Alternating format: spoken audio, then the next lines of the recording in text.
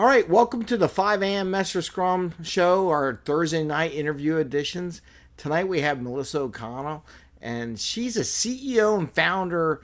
She helps empathetic and highly sensitive professional women stay positive and productive and profitable. We all want to be profitable Yeah. in work and life. And Melissa is a certified life coach, CEO, founder of Creative Girl Helping the World, which we're going to talk about, and Yep. Biz Empath. So that's kind of interesting. I'm a co-author for the book 20 volume of The Change. Melissa is in book 21, so that's coming out soon. And her section is the biggest obstacle we'll ever overcome. In this interview, it's not the classic. What are we going to talk about? Agile Scrum. It's more about getting to know Melissa, what she's doing, about her, what she'd like to share about empathy with people and teams around the world, and it should be interesting. So before we dive into our discussion, Melissa, can you share some of your background journey? Tell us a little bit about what's not in Mhm. LinkedIn profile, and share a little bit about yourself. Yeah, definitely. Yeah, absolutely. Thanks so much, Greg, for having me on and being open to this perspective for Agile and Scrum, etc. Bringing in empathic kind of point of view here. So what you'll see on my LinkedIn is that I do have sort of 20 years of corporate world experience, and then I did become a certified life coach about almost 10 years ago. But what you don't see on there is really how I got from where I lived and got my degree at the University of Oregon in communications from the School of Journalism, and then made my way to New York, where I started my career in advertising, and then went from there into digital, went into e-commerce and technology, etc. And so I grew up as a very empathic, sensitive child, and with that came creativity. Creativity was my way of expressing myself. It pulled me out of myself. It helped me kind of process all of those feelings that I was feeling because I was so empathic and sensitive. And so all along growing up, I was this creative person. And I ended up going to college to focus really in advertising because it was creative, but not too creative because, there were concerns from those around me that I was too sensitive to go into a full, showbiz life, if you will, which is really what I wanted to do as a kid. But I said, okay, I'll take a more practical approach. I still followed creative pursuits in college. And then I had the opportunity to move to New York to start my career in advertising. And I did that. But then I also still kept up with my creative pursuits. And those were two things that I have always kind of done in tandem was my career and my creative outlets that really helped me with the empathic, you know, abilities that I had and all the feelings that I was processing. So that's how I wound up starting the career that I did, Greg, and getting myself from Oregon to New York. I was never really a small town girl, so landing in New York, it was like moving to another planet. However, I knew I was there to stay. I ended up staying for nearly 15 years. We're now located just outside of New York, about an hour in New Jersey. But it was a great experience, and that's something you wouldn't maybe gather from my profile, but it made all the difference in my career and life. So Okay, great.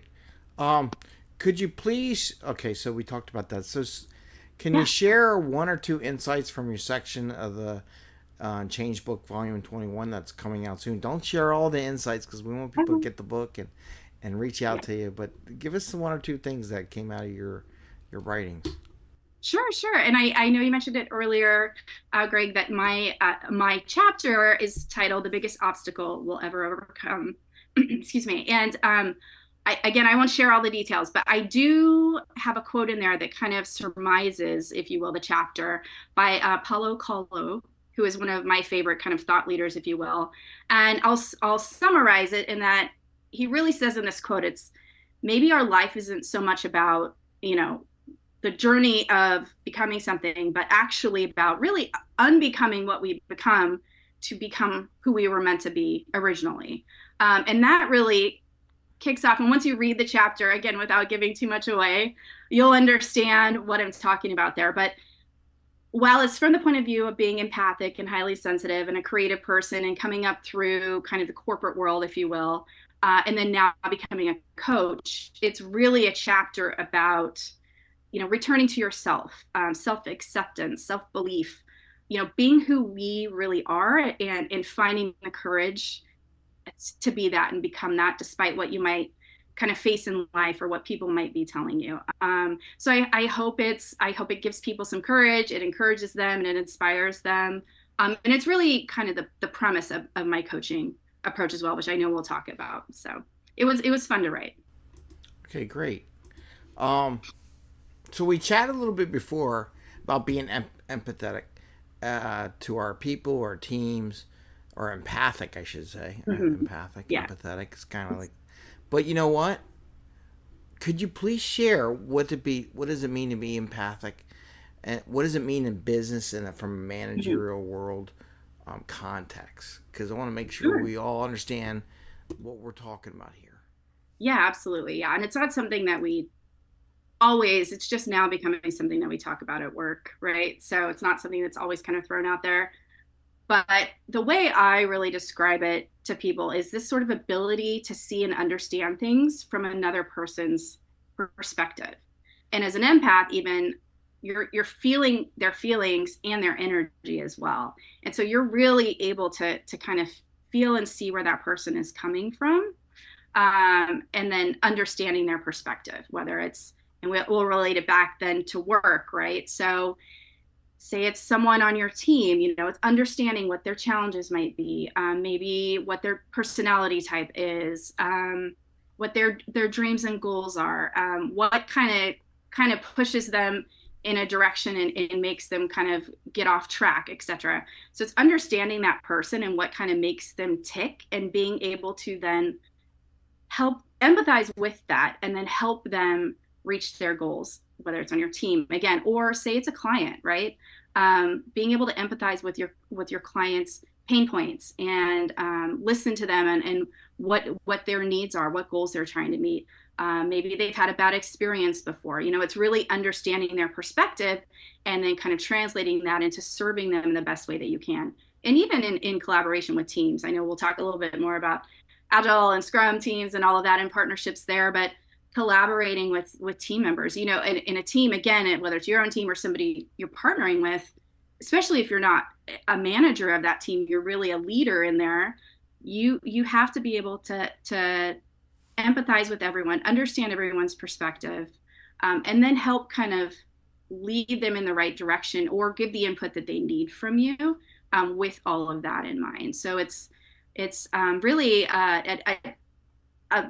an approach of emotional intelligence that you're using, in all of these situations, but to put yourself in that other person's sort of perspective and point of view, and understand them that way and meet them there. So it's about having a deeper connection with the people you're Yes, working with, and just absolutely. getting to Yeah, know them more. I always try to yeah, get teams to know each other a little better because I think it makes it easier for people to ask questions, ask for help. yeah. You know? Yeah, and as leaders, I know you and I, we set that example, right? Yeah. So that they don't feel weird about doing that, and that this is just part of what we do, and how we work together is we're all close like that, and it's okay, to be like that. So Yeah, people definitely know what I'm up to. That's for sure. Maybe to extreme. Okay, so how have you used this skill of empath and contributing your roles as product owner, product manager, different industries, and with your own team? So maybe just one or two, as you have so many, but maybe some of yeah, the things or skills that you've used specifically and with your teams. That would be great. yeah, yeah. Well, I think, maybe I thought about this too, and we mentioned we might chat about this. One of the things that sticks out in my head, and I'll give two examples, that way they're sort of the end of the spectrum, Yeah. was working, with a team, an agile team, being the product owner, if you will, team, and then working with my Scrum Master, and the dev teams and QA team. I was at a company who was just, turning agile. So they were just learning agile, they were just becoming agile. And I had come on board at this time in that role that I was in. And I had already been in a company that had been fully agile and was up and running. I had never been necessarily have to be immersed in it. I had just been part of it, right? Because it was already up and running. But this was a brand new start. And so what I'll say is that really made us a unit that we had to work really closely together because we all had, first of all, we were all learning. I wasn't learning something new, they were, but I had to work with them and they were new. So it was a new dynamic for us. And it was very humbling, and I had to really use that sort of empathic, first of all, just sense of encouragement and understanding of where they were coming from. This was all really new for them and it was hard. And they were moving from, into 2-week sprints, which they hadn't done before. And then all the rituals, and in the process. And so there was a lot of frustration. So it was helping talk them through that. I've been there before. We can get through this. It was also validating really their feelings when they were frustrated or they were feeling like unsure, like, am I doing this right?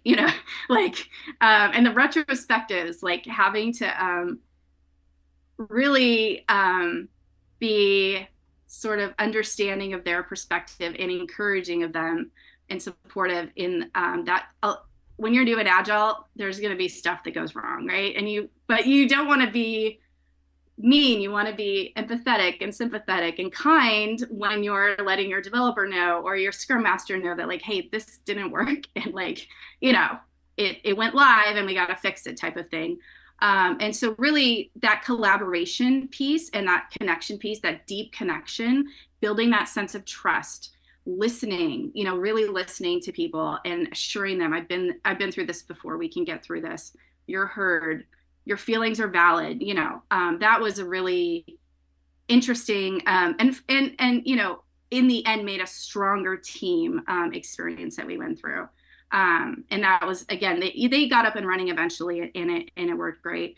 But on the flip side, I've been again, where at companies where it's been established already, and I've had to be that product management role, right, which is that bigger picture, that more strategic, still making sure that our dev and our Scrum team, et cetera, was moving where we needed to go, but working with either as partly business owner stakeholder and or working with our sponsors and stakeholders.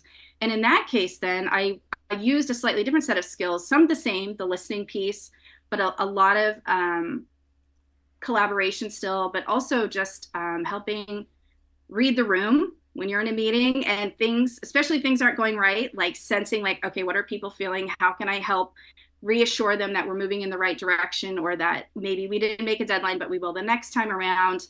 Also, using my intuition to help uncover things that maybe a stakeholder didn't talk about, right? Or didn't share. And they didn't maybe do it on purpose, but they didn't, know to divulge it, if you will. So it's definitely the full range of those empathic abilities, depending on the situation you're in. But I always encourage people to use those. They absolutely are your superpowers, in your role. If you're an empathic person, as a leader, as a partner, as a collaborator, as a an employee, those are your strengths. So draw on those and use those in all of your situations. Okay, cool. Okay. There's a question I always get as an agile coach myself, right? So, what makes a certified life coach? Like, Yeah. I love to talk a little bit about, maybe you and I want to chat a little bit about Yeah. difference, what I see, what you see, Sure. the difference between that, and I'll get into the agile coach Yes. world. Maybe we'll share some perspective. So in this, what is a certified life coach? Sure. And what I'll say right now about the life coaching industry is Uh-huh. that it's not regulated in the sense that you have to be certified to be a life coach. And I have had coaches who are great, who were certified, and who weren't.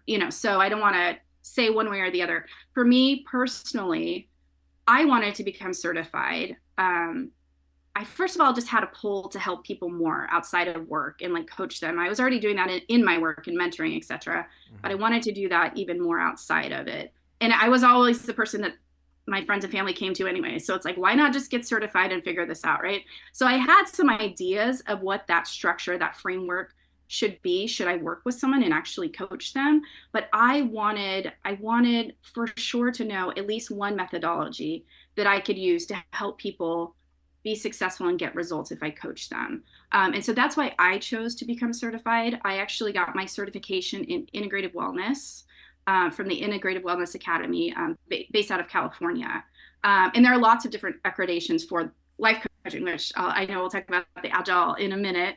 It was a 6 month program. It actually took me 8 months. I just had my daughter, a baby. So you have to give me the 2 months there. They Congratulations. were lovely. Yeah, exactly. I mean, I was doing this on the weekends and, after she went to bed. Um, but it was a mix of both book work, if you will, and like reading and learning and a lot of psychology, a lot of, mental, how the brain works, et cetera, all of that. And then it was also real life project work that I had to do. I had to go and coach a few people and I had to document everything and I had to get them to see certain results, etc. So it was a rigorous, coaching program. And I loved the integrative wellness piece. And I think this does actually tie back to add the agile methodology as well, in that integrative wellness, my certification was all about the idea that there's the mental, the physical, the spiritual, and the emotional part of a person, right? And that they're all connected. So if somebody is having an issue or a problem, maybe maybe physically they I don't know, they're having neck pain, right? But then there might be something there, like mentally, maybe they're overworked, and emotionally, maybe they're like, just exhausted, and so it's all interconnected, right? It's this sort of symbiotic. And so that's really how I also approach my coaching with my clients, which is, we start off looking at like how are you spending your energy, because empaths and highly sensitive people tend to spend a lot of energy processing. Inevitably, that then leads to all the other things like lack of boundaries, lack of, over giving, people pleasing, et cetera, et cetera. And then we start uncovering, and then we help move on to making changes, better habits, and results. So that's my approach. I'm thankful I got my certification. It helped me so much, and now I feel confident, that I do have a framework that I can walk people through, and that I can deliver the results that they're looking for, and really help them when they come to me. So Okay. So, and just because people ask me, as I always tell people, I'm not a life coach. I'm not a, you know, you have had a I, life, and you, I yeah, know I have my own, but I'm not. That is something I don't want to go into so much for got it, people got because it. I think I'd be honest with you. I think it's the empathy needed to get in that takes a lot of energy out of you. You have to really be Yeah, on your toes when you do that as much as it anything does. else. Yeah, it takes Where a lot of in energy in to be present. an agile way is more business and also more, I would even say, more mentoring or more teaching sometimes Mhm. because a lot of times you're teaching people about the agile process, Yeah, and yeah, different methodology, different things that apply in IT, which is slightly different than your yeah, life coaching, right? yeah, Um, yeah. just on that, can you? I know this is not on the questions I had No, gave you, no but worries. I was curious. Is there anything like an example of something you did from a life coaching Mhm. perspective that would be kind of different from your business empathy work? Just Yeah, yeah, absolutely. I mentioned that, we do a lot of energy work in my life mhm. coaching. That's really where I start people off. Now, had I brought that to my business or my roles, if I was like, let's sit down and talk about how you're spending your energy, I wouldn't say it like that. I would be like, That's a good point. hey, That's yeah, what we gotta exactly. know. It's a You little, gotta, yeah, people might think like that's, I mean, I'm yeah, proud to be woo woo, but some people might call that woo woo, right? yeah, yeah, Or they yeah, might think it's yeah. too touchy feely. So I might position that in another way in my role as like, say, leader of a team. How I, would you position that? If you sure, sure. notice, and you're empathetic, and you would notice, Yeah. how might you Yeah. introduce that? Well, I would, right. Well, I think, I might sit down and just see, literally how are you spending your days? Are you in meetings all the time? Are you a new mom? Like a lot of different things. Like what is going on in your life? Did you have a presentation that you're prepping for, et cetera, for, the C-suite? What stressors are in your life right now? And then are you getting enough time to do those? I.e., are you getting enough not only time to do those, but also downtime. So you're not just going, going, going, going Hmm. and working to overwhelm and also not able to think about these things as you go. That can lead to mistakes, right? So I get a little more kind of practical and real term when I'm asking somebody that. But inevitably, and then I just use my sort of empathic sort of ability to kind of see what's not said to Right. kind of draw out, okay, this is what's going on. And then help that team member. If they're overwhelmed with their workload, then and they don't have enough energy and they're working at night and they're exhausted because they have a new baby at home, which I'm saying all this, I did have someone on my team that was like that. And she, just couldn't do it all. And so I helped kind of tease apart what she was doing and take some stuff off her plate, but then also talked with her in a way of like, it's okay to be a new mom. And it's okay if you need a break, kind of added a little emotional intelligence approach there, but also made it really practical for her. So she knew like what she could do or I could help her do differently. Now, when you take the coaching approach, I'm going to jump right in with you and be like, hey, you're an empath, you're a highly sensitive person. Energy is your greatest asset. Yeah. Energy. You spend your energy, as you were just saying, it takes a lot of energy. It does. It takes a lot of energy to process the world around you when you feel everything and you're sensitive to everything and you can't help it, right? You can't help it. So I'll jump right in and just be like, let's take a look at what you're spending it on. And we'll just look at everything like, is there a conflict at work that's draining your energy? Maybe it's not like a presentation, but it's like you don't get along with someone, or do you not have enough boundaries at home? Are you getting help from your spouse? Stuff like that. So we'll tease apart the emotional things, the mental things, all of that stuff. And I don't hold back from the emotional in my coaching part. Okay. So, and speaking of that, so what is it like to have transitioned from the corporate world into becoming a CEO, founder of your own personal brand, right, in business? Can you share like a benefit and then something you weren't expecting then transition? Yeah. Oh yeah. I could ask you all the same thing, right? But yes, I'll share it from my side. I think the benefit. Well, first of all, I am still learning to own it. Right. This is what I do. This is what I have to offer. The benefit then from that is that I get to do work that not only do I believe in. I mean, I've done work that I believed in before, but it actually is about my core beliefs, who I am as a person, and my mission of helping others like me.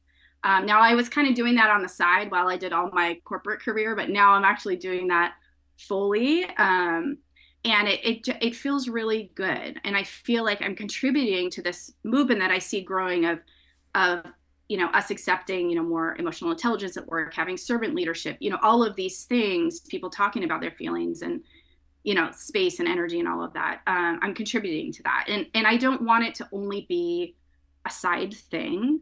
I want it to actually overlap with the work world. And so now I'm bringing it back into the work world in the way that I can as a coach. So that's been a benefit and a really fulfilling thing for me. A surprise or like I don't know. Unexpected. Unexpected, I guess. I think is just been, I don't want to say how hard, but how interesting or different it has been to translate what I do and my message into today's current social media kind of way that people like to get information and hear things and all of that. And then noting, and I know, Greg, that all the different platforms too are kind of all different in the way the audiences want to be talked to, et cetera. And so the complexities there, I think, took me a little bit aback. I didn't work straight in marketing or social in any of my past roles necessarily. So in this day and age, at least, so I didn't know what all that entailed. And I'm learning. I'm very quickly becoming a social media marketer as fast as I can, and that's part of it. And you have to promote yourself, as I know. So yeah, and that's something I try to get your message out. I'm trying to encourage more Scrum Masters and product owners in the Agile world to learn more about marketing, because you got to market your team. That is your job as that servant leader. To keep them working, right? So if you don't, it's a little cross. You learn a little bit about both, so that's cool.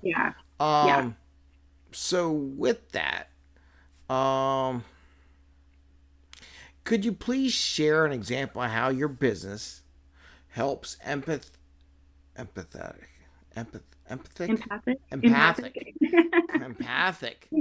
highly, I'm working on that one. And highly sensitive people, professional women stay positive, right, and productive. And so, can you give an example? Because I need help myself sometimes, so I'm gonna absorb whatever, either way. But what does your business do? when we dig in, what we're finding is there's some things that are happening. So the first thing that I really like to do with my clients as empathic and highly sensitive people is to first look at, and we talked a little bit earlier, all of these abilities that they uniquely have. A lot of times what I hear is they're not using them, or they're not being themselves, their authentic selves at work or in their lives.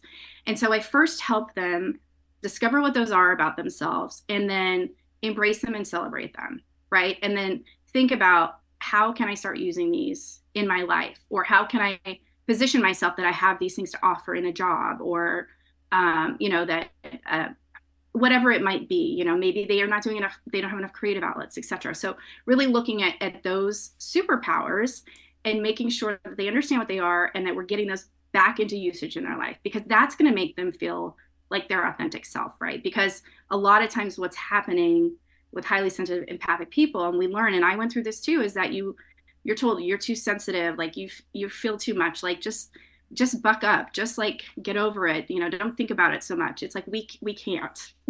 Right? And so you end up kind of pushing all of those capabilities and those superpowers down, because you're numbing yourself and you're trying to be less of who you are. So let's bring that back out and be who we are. These are good things, right? So embracing those first. Then I know we talked a little bit earlier about, let's look at how you're spending your energy, which also translate into how you're spending your time. Where do you not have boundaries? Where are you overgiving? Where are you overworking? Where are you lacking in self-care? Self-care is a big thing for highly sensitives and empaths as well, because of that energy drain and this processing, et cetera. You need to recharge on a regular basis. And you need to let the people around you, whether it's in your work or your life, your family, know that you need that time, right? So it's looking at where they're spending their energy. And then those things, as we're addressing both, adding in these great things and being authentic, building better habits around their life, their energy, their boundaries, et cetera, those things then start translating into the productive piece, right? Where they're not working as hard, they're maybe working smarter, or maybe they let go of some of the things that they thought they had to do because, there's expectations from other people and they weren't their own, et cetera. And then the profitability piece really comes in. And I'm not necessarily a business coach. I mean, I've learned to run my own business, of course, but where that comes in is that, think of like if you run your own business, or say you're negotiating for a salary raise, you might not, if you don't believe in yourself and what you have to offer, or you don't know how to set a boundary, you might not, ask for what you deserve, or ask for what you need, or you might not tell a client, hey, this is the cost of my services, right? And so this is where, and there's many other examples of that. You might overwork, and so maybe you charge a client $500, but you spent 1,000 hours, and so you made 2 cents an hour, whatever that is. Yeah. So it really translates into this also, profitability and productivity in your life, whatever you might be doing in your life and work at that point, or business. So. Okay, great. Some people said I'm empathic a lot, and I get too energized. So you gotta bring down. I know. Just no, it's exciting. You're just passionate. It's okay to be passionate. I've been told that too. You're too passionate. It's like, but I care. You care, and that's a good. And I'd rather have a little more energy than lack of energy. To be honest with you, I'd rather lean that way. Yeah. So we're all different. So since you're a successful professional woman, any suggestions, advice for both men and women coaches? How to be a good coach or mentor for women that might be on your teams? Any thought? And I guess this really goes into empathy, right? And that may play a bigger role. They are. Actually, I think it plays a bigger role with both. But I think it's really important that have that empathy. So what kind of advice would you do for mentoring women? Yeah, and I love that question, because also throughout my career, as I started having teams, I worked mostly in my career in site econ teams, largely women, I'm working with, in a lot of cases. Not to say that there weren't men too, but I worked with a lot of women just on my teams, and leaders as well. So it's an interesting industry in that sense, where there's a portion that are men, and then we have a lot of women that we work through. And I think what I always encourage my team members, and especially the women, the women on my team, is that, you have a voice, and whether you feel like you don't have a voice because maybe you're an empath and you sort of shut it down because you're trying to be not so sensitive, or if you don't have a voice because you thought other people were smarter than you, or that maybe there were other people in the room that were extroverted and they were talking over you or whatever. But I always encourage, especially the women and myself, you have a voice. You always have a voice. Your voice matters as much as anybody else, whoever that might be, regardless of gender, regardless of leader, um, whatever on the ladder you are, etc. And the second thing is, you're also just as smart in your own way as everyone else. I think sometimes too with women, we might doubt our intelligence, and we're really hard on ourselves. I'm just giving this to you, Greg, from my own perspective, but I've seen it a lot too. We're really hard on ourselves, and because we think we may not know as much as somebody else, or we may not have the same credentials or the same training, but it's like you have the ability though to figure it out or go get that same training, or just because there's a developer there talking doesn't mean you can't learn to understand what they're saying. Yes, it's two different languages. I love that about like agile and in business teams. I always loved like being that in between, but that doesn't mean that you're not smart and you can't also collaborate with those people. So I think those are two of the big things. And then also just validating their feelings, their perspective, their input, their thoughts and ideas. And I think that, you can encourage that on your team, encourage that when you're in a group setting as a leader, and make sure that that is the standard that is required and that nobody is invalidating anyone. But also it starts with the company culture too. Like if you only have a male dominated leader idea company and you're not validating your also, women contributions, et cetera, then, that's not going to go well. So, and women aren't going to want to stay there, or they're not going to be able to contribute because they don't feel heard. So those are really the three things that I would say I emphasize with women that I've worked with, whether it's my Yeah. peers or, on my team. Yeah, and I would just to add to that from a Yeah. mentoring coaching perspective, um, allow being empathetic to what they are experiencing or what they're thinking, but also both men and women have the same issues. Some may say they don't, but having coached both Yeah. men and women and Yeah. been mentor, they have the same fundamental worries and everything like that. Oh, they don't have those. No, they all do. Yeah. And I think the beauty about being a mentor or coach, or like you're in a life coach, because it helps bring that out. No, you're not alone. Other people. That's Yeah. the one of the Exactly. big Yeah. things I think from a Yeah. coaching mentor perspective. You're not alone. We experience Yes. that. Like you said, Yeah.